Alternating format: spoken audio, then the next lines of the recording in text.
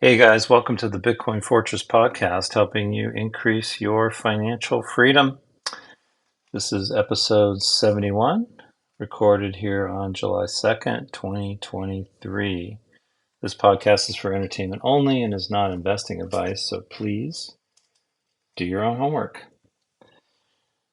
All right, so we'll get started with the weekly market update. Wall Street's major averages closed out a strong first half of the year on an upbeat note Friday, powered by technology stocks such as Apple, which achieved a historic $3 trillion market capitalization. Moreover, the Federal Reserve's favorite inflation gauge, the Core Personal Consumption Expenditures Index, moderated in May on both a month-to-month and year-to-year basis, easing some of the rate concerns that have weighed on markets recently. All 11 S&P sectors ended in positive territory for the day, led by the technology with close to a 2% gain. Notably, the S&P 500, Dow Jones, and NASDAQ composite indexes all notched gains for the week, month, quarter, and first half of the year. For the week, the three benchmarks all gained about 2%. For June, the S&P and NASDAQ both added about 6.5%, and the Dow's 4.6% gain was the best showing since November. For the second quarter, the S&P's 8.3% jump was its best quarter since Q4 2021, while the Nasdaq surged nearly 13% and the Dow added 3.4%. Finally, for the first 6 months of 2023, the Nasdaq exploded 31.7% higher for its best half since 1983, and the S&P soared 15.9% for its best first half since 2019, while the Dow added a more modest 3.8%. The second half of the trading year starts off with a holiday-shortened week next week.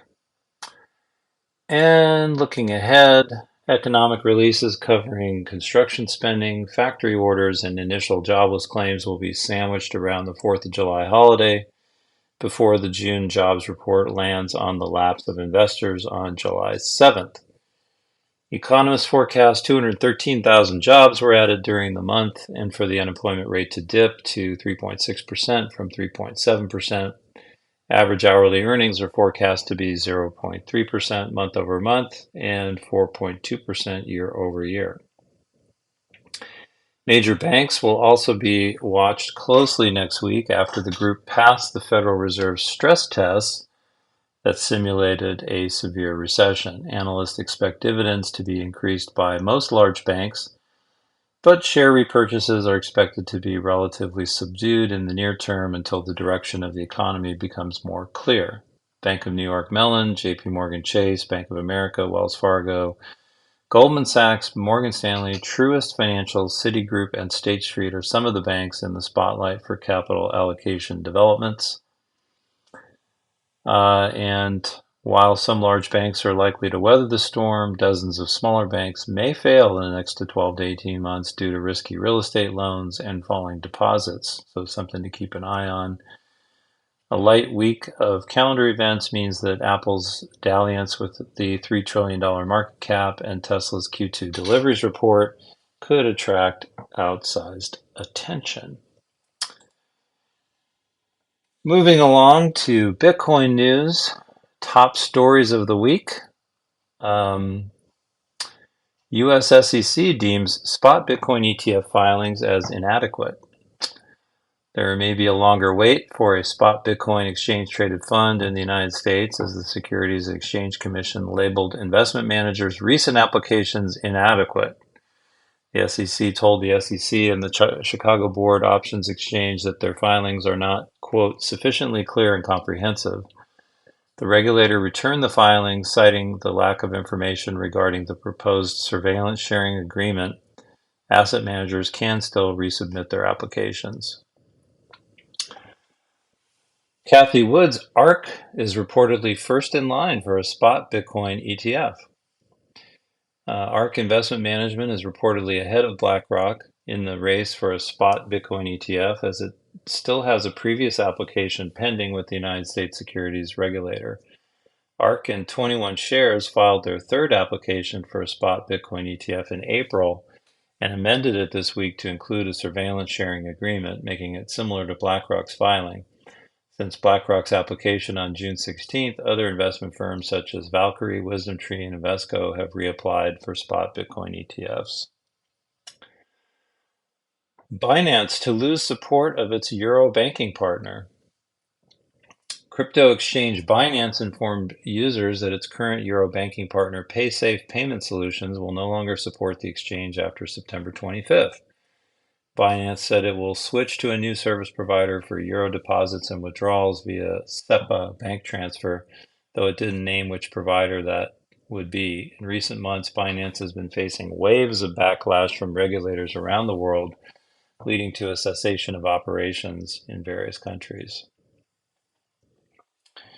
FTX has recovered $7 billion in assets so far, has almost $2 billion to go to cover misappropriations.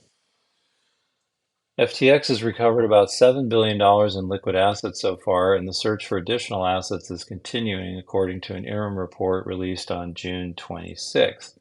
The extensive commingling of funds complicates their efforts, however. The FTX debtors, made up of FTX and affiliates, currently estimate the amount of misappropriated customer assets at $8.7 billion. Most of that money, about $6.4 billion, was in fiat and stablecoins. The former FTX leadership did not commingle and misuse customer deposits by accident, the report alleged. 3AC liquidators look to recoup $1.3 billion from founders. Teneo, the liquidator behind bankrupt hedge fund Three Arrows Capital, is seeking to recover roughly $1.3 billion in funds from its founders Suju and Kyle Davies. The debt reportedly incurred when 3AC was already solvent, adding to creditors' losses. The company owed creditors $3.5 billion, making the founders' potential liability more than a third of the total debt. Davies and Zhu have maintained active social media profiles, but their physical whereabouts are unknown, delaying the liquidation process. Both 3AC founders have received digital subpoenas during the bankruptcy proceedings. To date, they have not cooperated.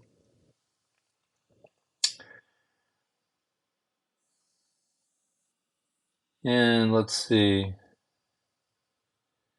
Prediction of the week: Bitcoin speculators send 35K Bitcoin to exchanges in new elation inflow. Bitcoin short-term holders are feeling the need to sell Bitcoin at 30,000, according to a recent report from analytics firm Glassnode, flagging tens of thousands of coins being sent to exchanges. This indicates that speculative interest in Bitcoin remains fickle and highly sensitive to even smaller price movements.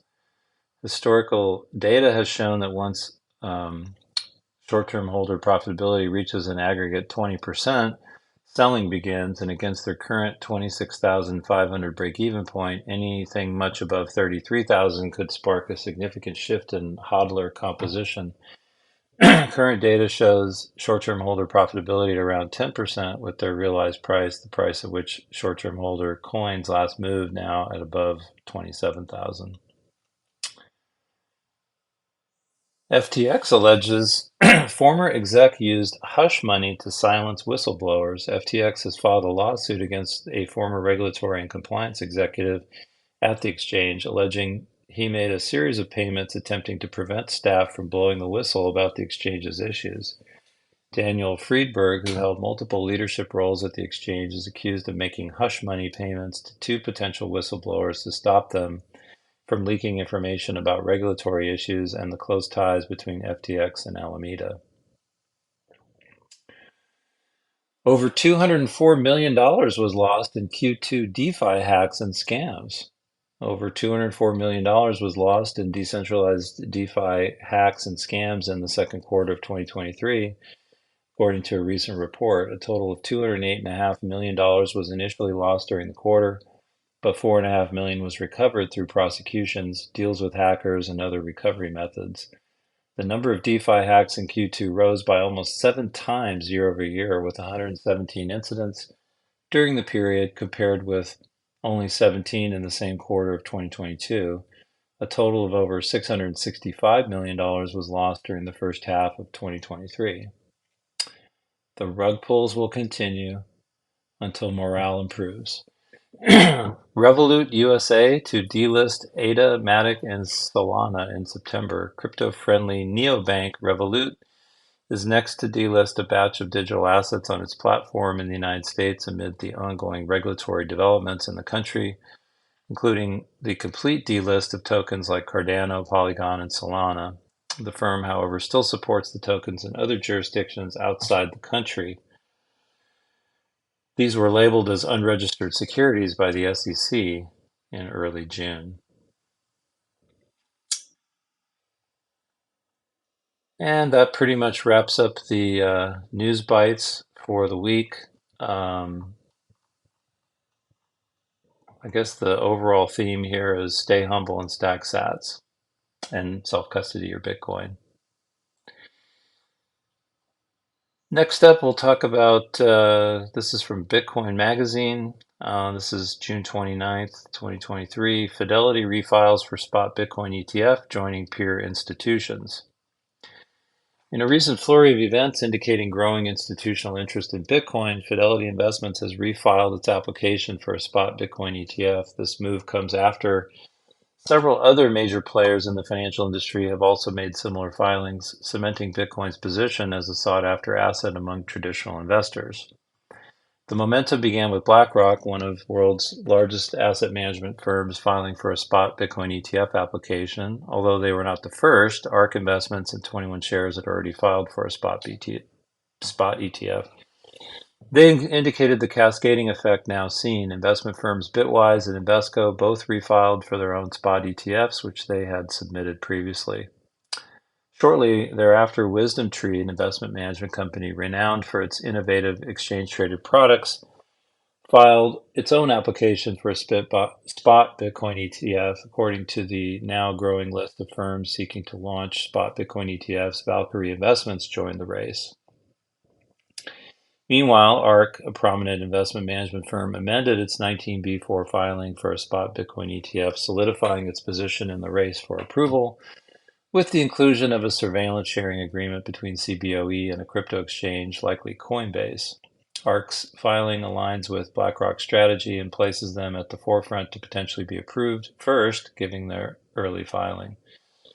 However, amidst the competition, Fidelity Investments has re-entered the fray by reapplying for a spot Bitcoin ETF. Fidelity, a trusted name in the financial industry, brings its significant expertise and reputation to the Bitcoin market, further solidifying the notion that Bitcoin is gaining acceptance among institutional investors.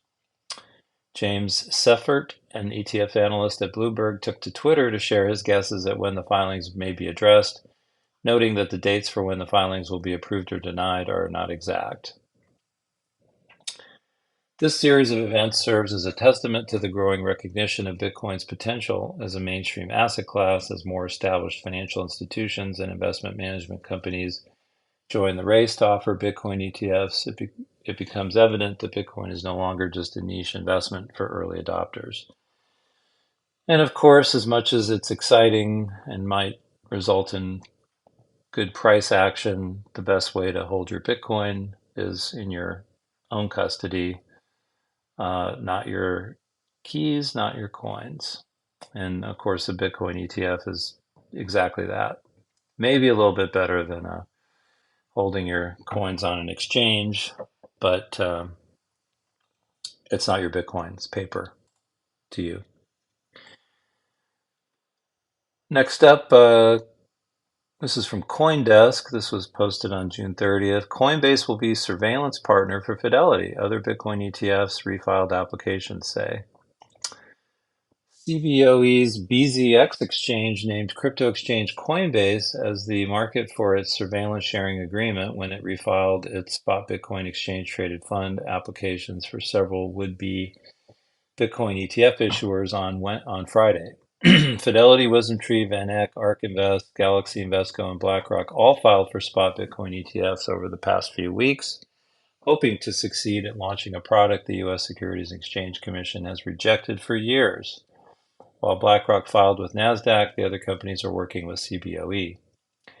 On Friday, the SEC told both NASDAQ and CBOE that their applications were inadequate because they didn't name the market that had the fund sponsors that the fund sponsors are working with on their surveillance sharing agreements, according to a Wall Street Journal. In its refiled applications, CBOE said Coinbase's platform represents a substantial portion of US-based and US dollar-denominated Bitcoin trading, as it named the US crypto exchange as its partner for these surveillance sharing agreements. The Spot Bitcoin SSA surveillance sharing agreement is expected to have the hallmarks of a surveillance sharing agreement between two members of the ISG, which would give the exchange supplemental access to data regarding spot Bitcoin trades occurring on Coinbase if the exchange determines it is necessary as part of its surveillance program for the commodity-based trust shares, in a manner similar to the way that exchanges share information as part of ISG. The SEC has called for surveillance sharing agreements with markets of significant size in the past, arguing that this is necessary to prevent market manipulation or other unwanted behaviors and protect consumers. The lack of these agreements figured heavily into many of the SEC's prior rejections of Bitcoin ETF applications. The regulator still has to formally acknowledge it is reviewing the applications. The SEC will kick off an initial 45-day review period when it publishes the filings in the Federal Register, the National Logbook, but can extend this to a total of 240 days. Complicating the SEC's calculus may be the fact that it sued Coinbase earlier this month on allegations of operating an unregistered securities exchange, broker, and clearinghouse. Though the SEC is not alleging that Bitcoin itself is a security, and SEC Chair Gary Gensler has often referred to it as an example of a digital asset that is not a security. It also remains to be seen whether the SEC will agree that Coinbase is a significant regulated market for Bitcoin. A lot of people believe that the lawsuits that were both filed pretty much at the same time with Coinbase and Binance were really just designed to put Binance out of business in the US, thereby giving Coinbase the market. Coinbase will probably end up paying some fines, and then obviously they're intimately involved in all the new ETFs that are being proposed. So it seems likely that that's how this will resolve itself, and Coinbase isn't going away. Although they're probably going to have to change their business practices, and they won't be able to list tokens that are securities without going through the registration process, and probably they'll have to discontinue offering yield on things if those are not also registered. Those programs need to be registered. So their business model will change, but it doesn't sound like they're going away based on all this. Next up, a little update on FedNow, which is always interesting to follow. This was hosted on June 30th on Cointelegraph.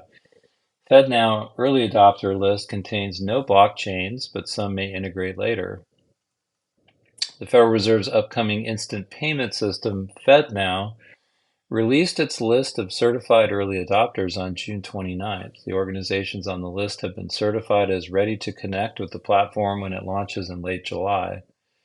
No blockchain networks are on the list, despite at least two having previously announced that they would connect to the instant payment system.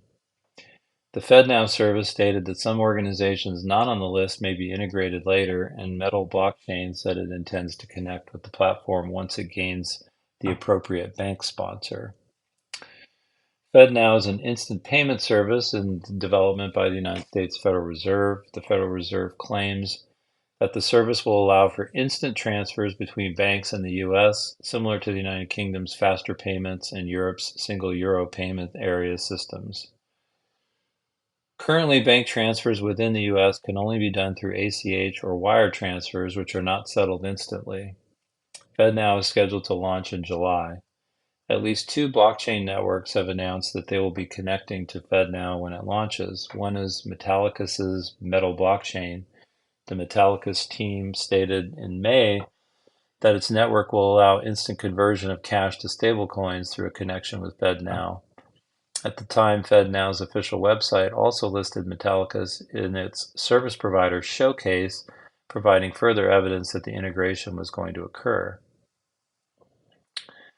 This listing was removed within a few days of the announcement being made. On May 15th, Twitter user JeffXRP remarked on the strangeness of its sudden removal.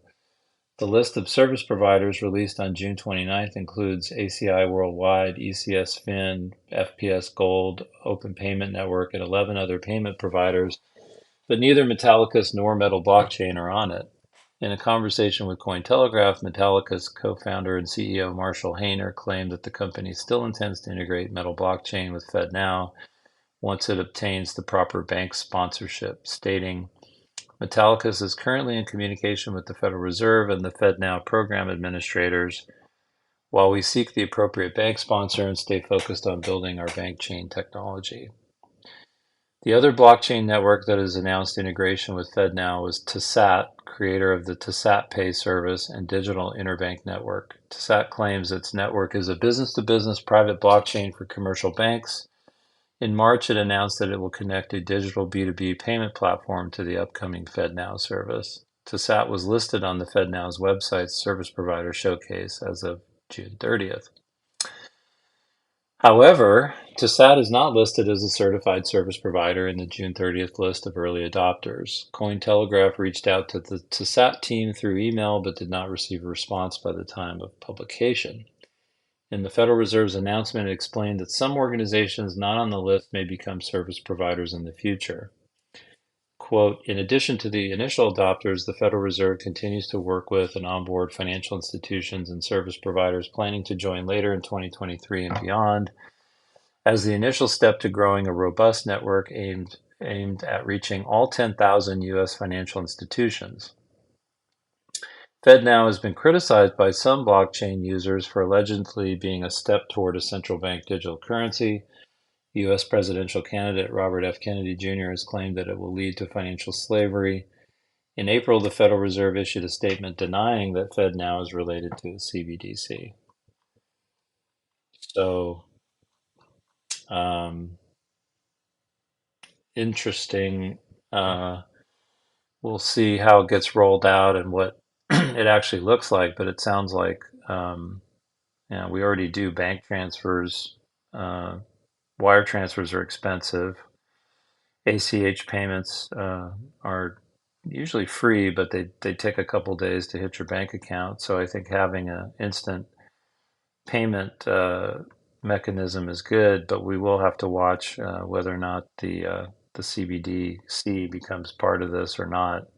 It's not 100% clear to me. Also, it will be important for Bitcoin-only companies to continue to be able to transact in dollars and other currencies to be able to allow people to buy Bitcoin and HODL, or if they need to lend or borrow against the Bitcoin or sell Bitcoin for fiat. So, if you're dealing with a bank, which most of the Bitcoin-only companies have to deal with banks to do that, I'm assuming eventually all those banks are going to be part of the system. While we're on the CBDC subject, I thought this was an interesting one. This was from Crypto Potato, and this was last updated yesterday, July 1st. This article is entitled The Global Race to CBDCs. 130 countries are already exploring. An analysis conducted by Atlantic Council revealed that 130 nations, or 98% of the global GDP, are exploring a central bank digital currency. 11 countries have fully launched one, with China being an example. The research estimated that 95 countries had joined the CBDC race in the past 3 years. As of the moment, 130 nations have introduced some programs, with many being developed economies such as Japan, South Korea, Australia, the UK, and more. More countries, 46, are currently in the research phase, whereas 21 have launched pilot tests. Almost every G20 country has made significant progress and invested new resources in these projects over the past 6 months, Atlantic Council stated. The nations that seem most determined to issue a digital version of their official currencies include China, Nigeria, the Bahamas, Jamaica, and other Caribbean islands. The Chinese authorities have introduced several initiatives to popularize the digital yuan. Many local cities such as Shenzhen, Jinan and Lianyungan offered numerous activities for this year's Spring Festival to encourage the use of the CBDC. Prior to that, the officials allowed digital yuan payments during the 2022 Winter Olympics Games held in Beijing. According to the analysis, the progress on retail CBDC in the United States of America has stalled. On the other hand, the world's largest economy has moved forward on a wholesale bank-to-bank CBDC. Since Russia's invasion of Ukraine and the G7 sanctions response, wholesale CBDC developments have doubled, the company behind the study claimed. Other leading economies like Japan and the United Kingdom are developing prototypes and are considering consulting the public on the eventual release of a CBDC. The European Central Bank has also displayed intentions to introduce a digital euro. The European Commission recently shed more light on the project, describing it as an alternative-wide payment solution employed in online and offline trading. For their part, Brazil and India intend to launch their CBDCs next year. Banco Central do Brasil recently authorized Mercado Bitcoin to participate in the project alongside the financial software fintech Sinqia, the brokerage firm Genial, and others.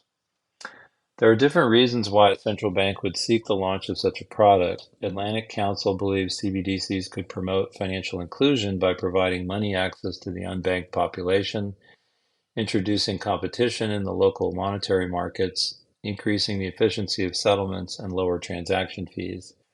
On the other hand, CBDCs are much different than cryptocurrencies. The latter are famous for their decentralized nature.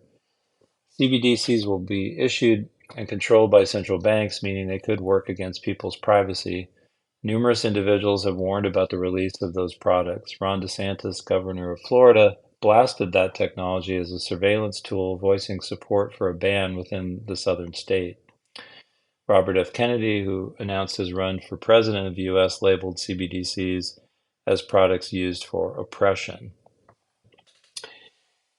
And I think a wholesale CBDC, which is just between banks, is maybe less of a concern, but a retail CBDC, which is essentially an account of an individual with the central bank, is of greater concern because, especially if it's required, I guess, to be used for day-to-day payments.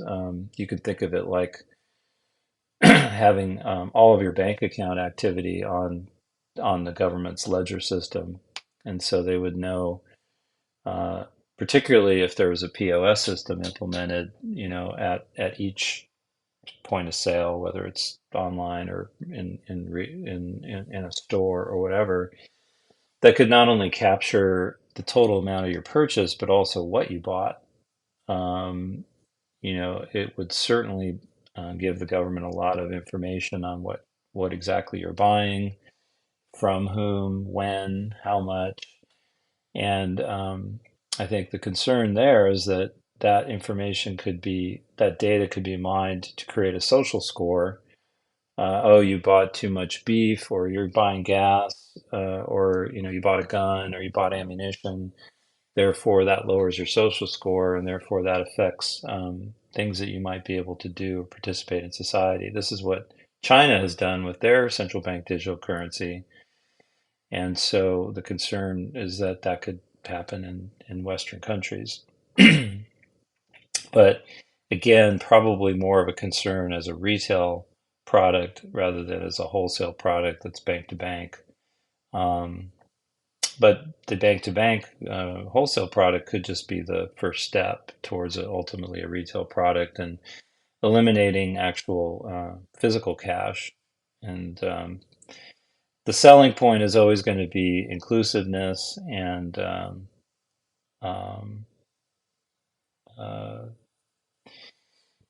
ease of use.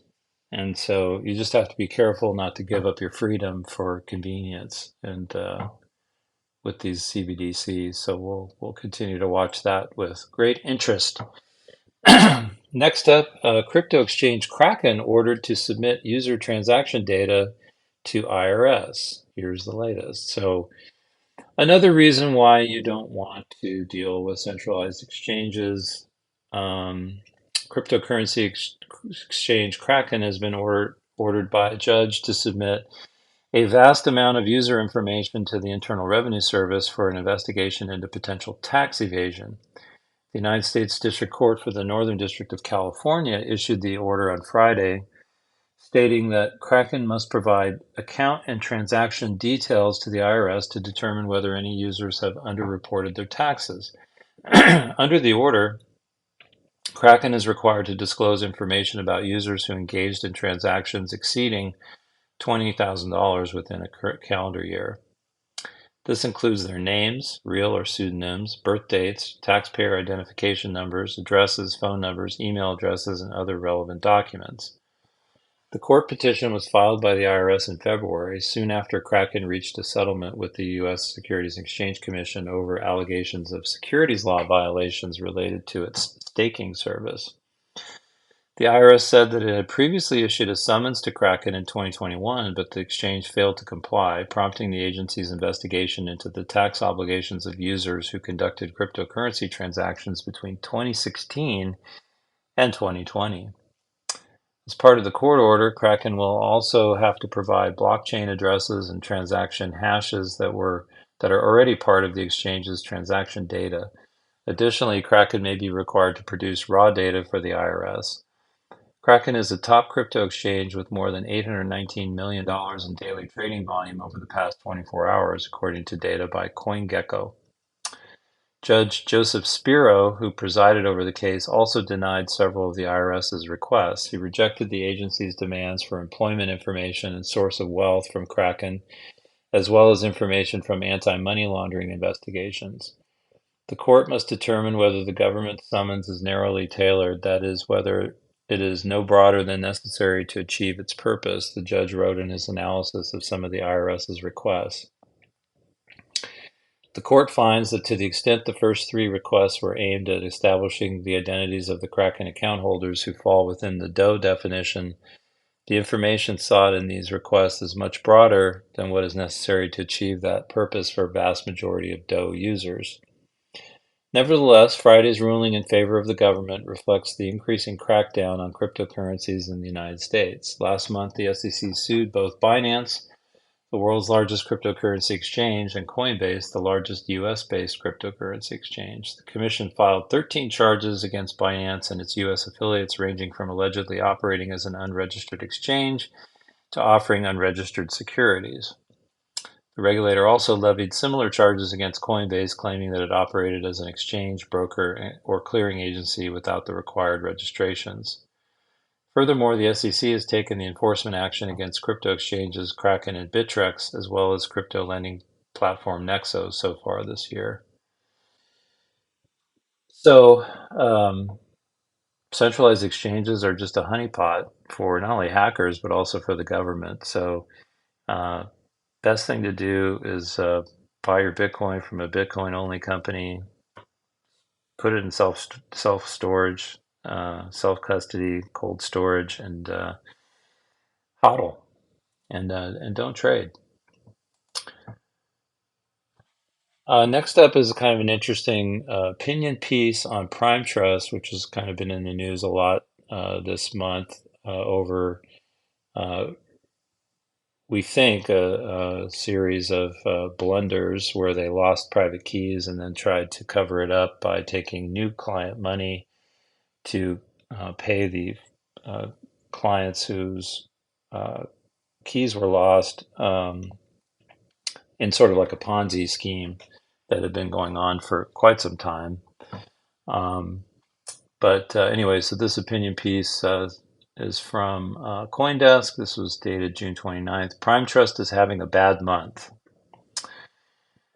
So the narrative, Prime Trust owes customers more than $80 million in cash that it doesn't have, court filings this week showed. Why it matters. Prime Trust, a storied crypto custodian, is only the latest digital asset firm to acknowledge financial issues and face a takeover. But as a custody provider, it occupies a unique space among the various bankruptcies we've seen so far. Breaking it down, on June 8th, 2023, my colleague Ian Allison reported that BitGo, a crypto custodian that's vacuumed up other companies in the past, has begun the process of acquiring Prime Trust, a fellow custody provider.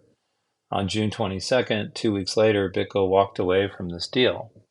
That same day, rumors emerged that the state of Nevada had filed a cease and desist against Prime Trust, which the state later confirmed by publishing an order which alleged that it had a massive deficiency of customer funds and indeed may be insolvent. 4 days after that, the state of Nevada took things a step further, filing for receivership, basically asking for court approval to take over the company, and alleging that Prime Trust A owed clients about $82 million in fiat that it didn't have access to, and B lost access to certain crypto wallets in 2021 and so was using customer fiat funds to buy crypto and meet withdrawal requests. This filing, which was made public on Tuesday, is pretty alarming. It got sign-off from Prime Trust interim CEO and board, indicating the company is cooperating with the state financial institutions division. It's also worth noting that Prime Trust has changed leadership a few times since its founding. The allegations indicate that the custodian used wallets it lost access to in 2021 prior to the current interim CEO's appointment.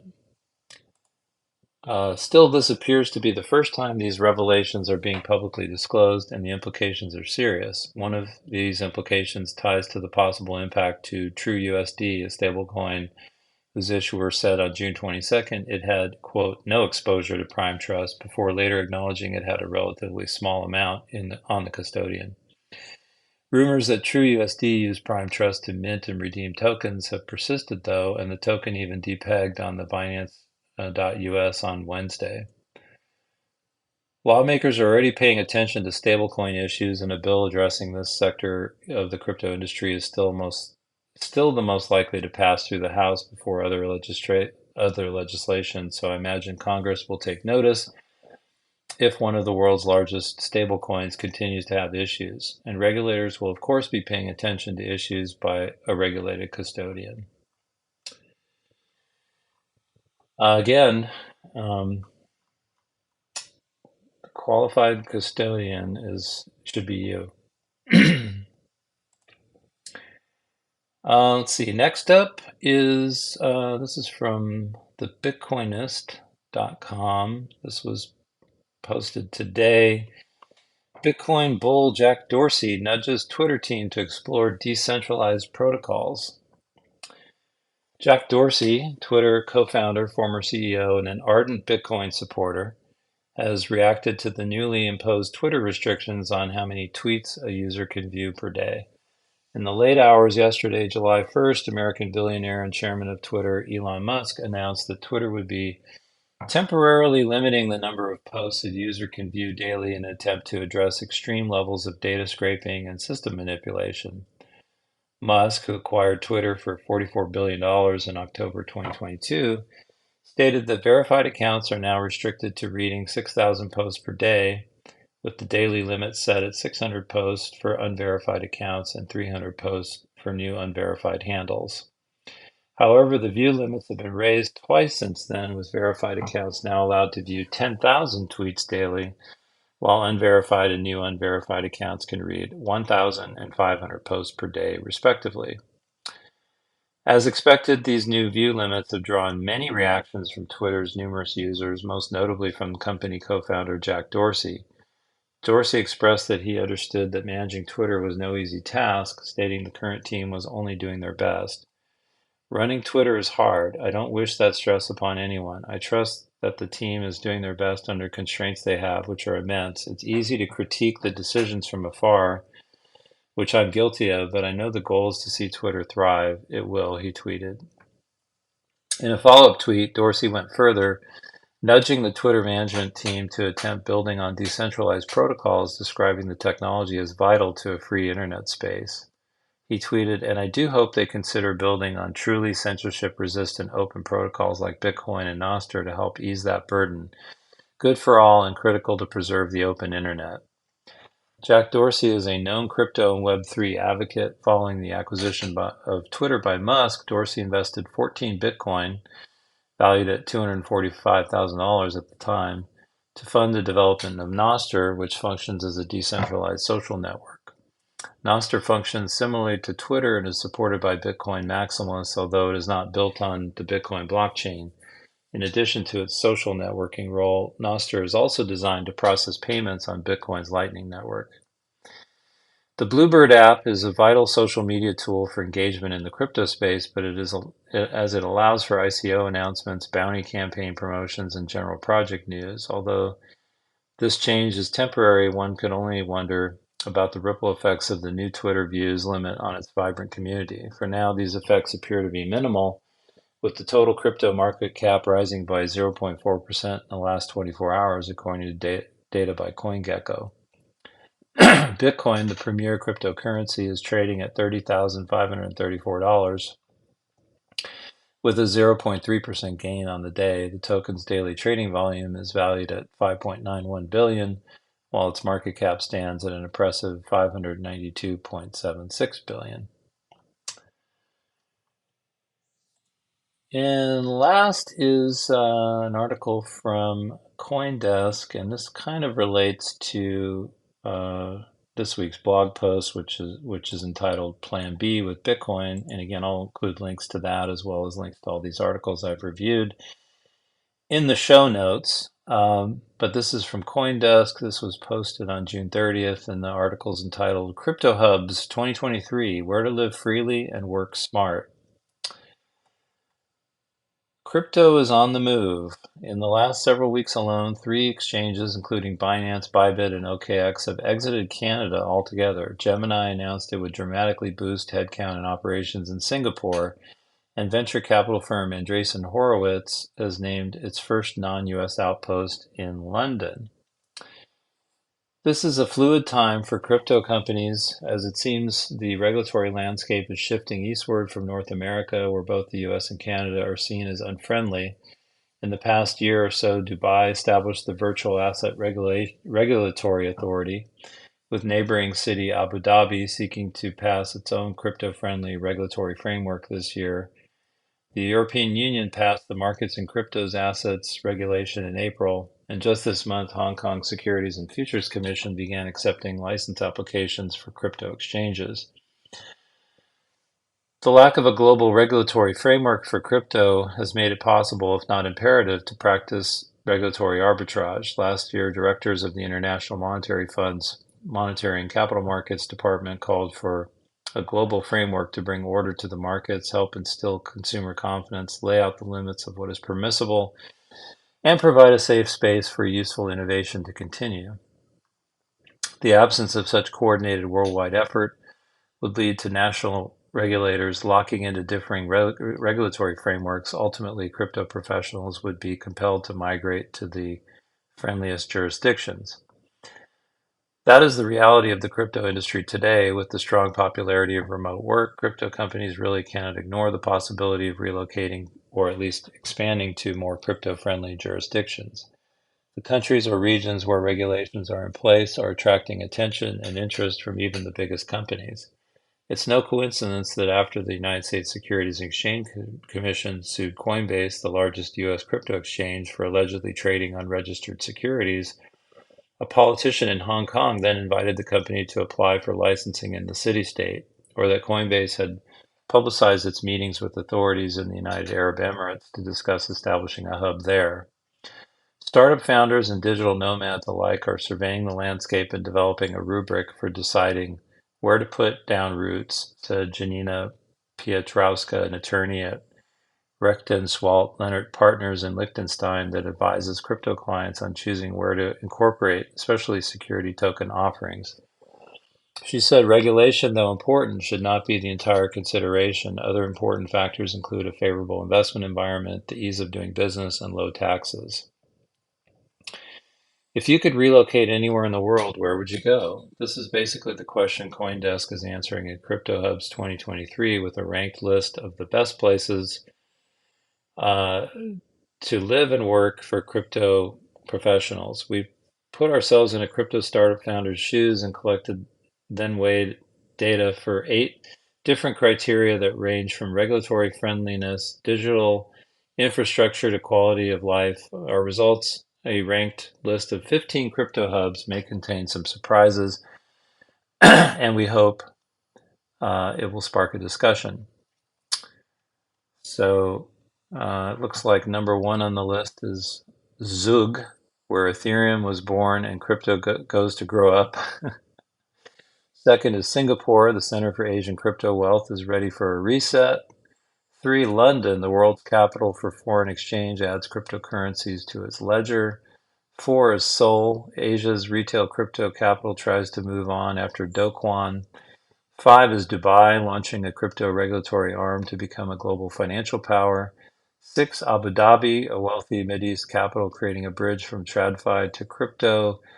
7, Wyoming, regulatory clarity and crypto-friendly banks fuel blockchain revolution. Number 8, Silicon Valley, the mecca for venture capital may be cooling on crypto. 9, Austin, where remote work crypto developers actually choose to live. 10, Berlin, the center for decentralized finance and techno music. 11, Los Angeles, where Hollywood magic and creativity meet Web3. 12, New York City, a crypto sandbox and a big business playground. Well, that's a surprising one. Vancouver, a boutique hub for crypto early adopters.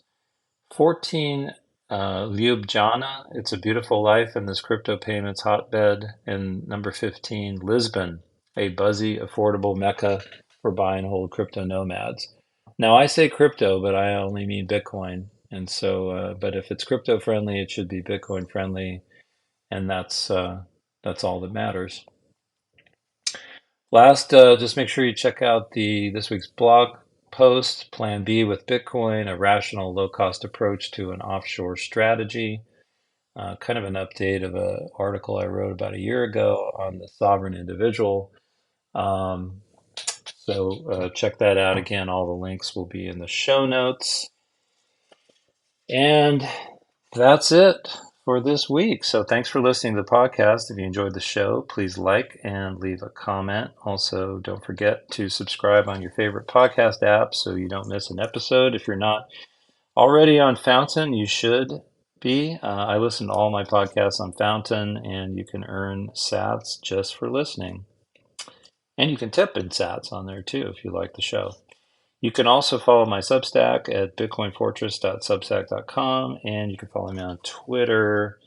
I'm also on Nostr as well. I have my Nostr MPub is actually on my Twitter profile. So, but Twitter at Nick Reichert. And I will talk to you all next week. Bye bye.